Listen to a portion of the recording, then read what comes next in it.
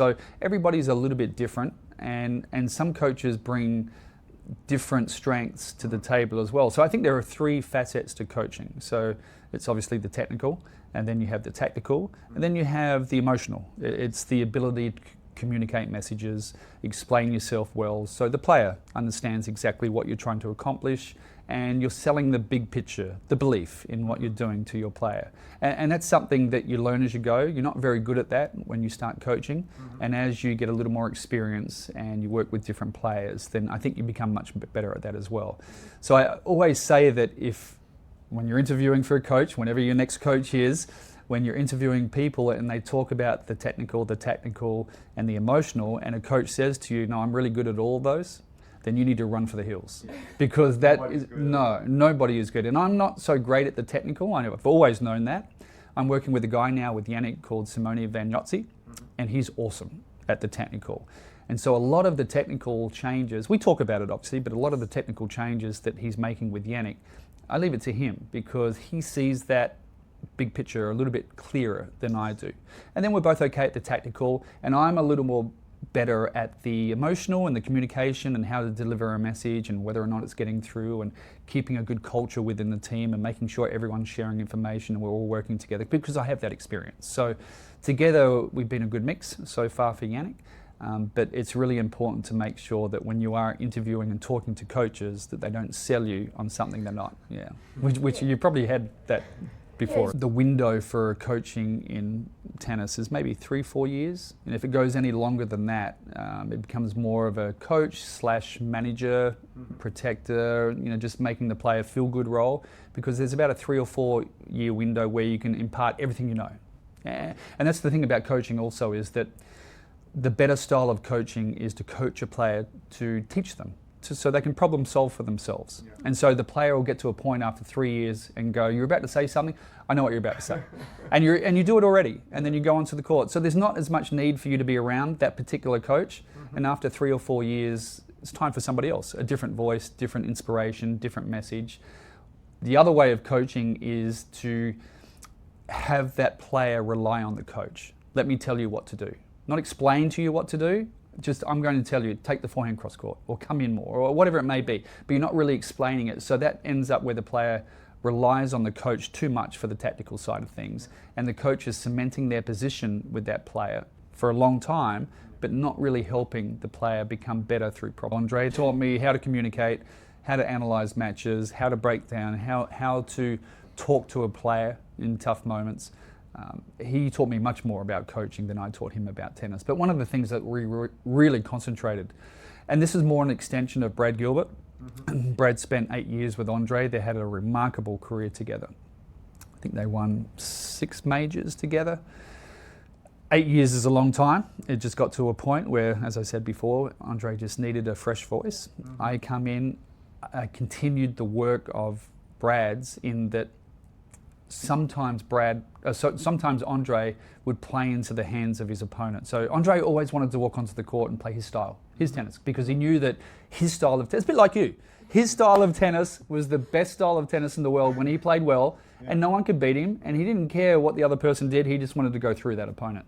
But sometimes there are players that play well when you give them your best stuff, and he had issues against certain players where if we sent him onto the court and said, come on, junk the ball down the middle a little bit, use a slice backhand, play with a little bit of height, don't hit the big first serve, play with a little more kick, get the ball outside the pocket. They move well into the corners, but they're not so good in the middle of the court, and they can't open. There's all sorts of stuff that you can do. And Andre started winning these matches, and he'd walk off the court and go, I didn't feel good about today's match. And it was so, why? What was the score? Yeah, I know I won 6-2, 6-2, but I didn't. But he didn't like winning ugly, right? Yeah, exactly. But last time you played this person, it was 7-6 in the third, 3 hours, and you walked off the court and said, I played really good today. But you're making life tough for yourself sometimes. So he had to get smarter as he got older and also he was a 32-year-old, and he had to protect his body a little bit more. So whenever he could sort of cut a corner with getting himself away from that physicality, we would take it, because it's like putting a little bit of money in the bank. So that was my main role with Andre, is to make him a smarter, more effective tennis player. And lo and behold, one of the players that he had to play much smarter against was Leighton. And I remember in 2005, now Andre's 35 now, 34, 35, 2004 maybe. Classic example of this was that Andre played Roddick in a 3-hour semi-final in Cincinnati in the semi-final. 7-6 in the third, one of the greatest matches I've ever seen. Both players played really well. Brad was the coach of Roddick. I had a beer with Brad after the match. Yeah, Brad. We walked off the court. Brad's sitting there going, oh, it was an unbelievable match. And I'm like, so happy. Yeah, it was a great match. Do you want to talk about it? No, I don't want to talk about it. And so the next day he's got to come back, and Andre's done. He's dead. And the next day he's got to come back and play Leighton Hewitt in the final of Cincinnati. And I said to him that morning of the match, this is our chance. This is our chance to put everything we've spoken about into full effect to see whether or not you can win a match playing basically, not on one leg, but he certainly wasn't moving nearly as well as he could have. And Leighton had a pretty easy draw through to the final, so he was ready for that. And Andre did. He went onto the court.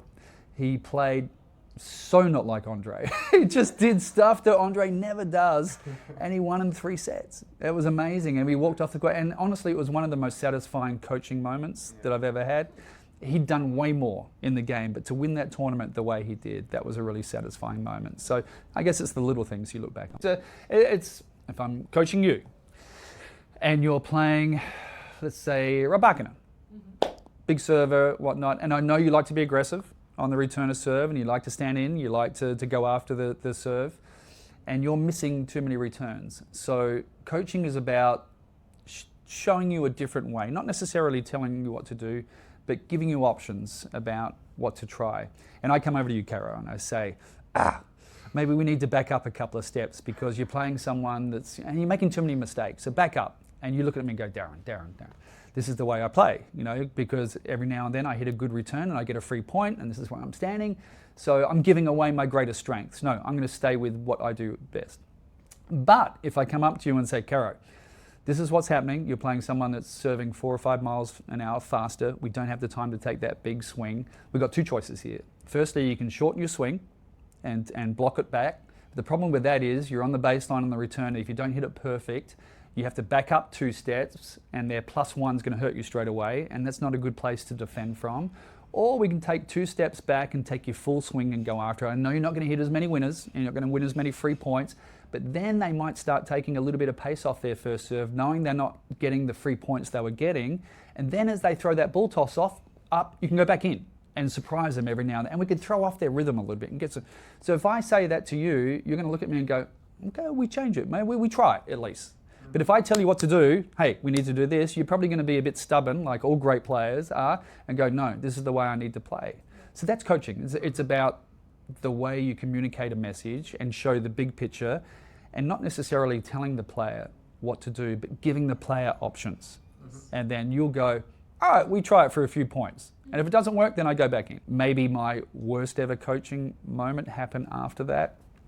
I'll tell you about that because I think it's a good lesson, is that because I'm the experienced person within our team, she suffered that loss against Ostapenko, and she was playing for her first major, playing to be number 1 in the world for the first time, so there was a lot riding on it, and the pressure coming from the people in Romania, and even, you could feel it. It was just intense around the place.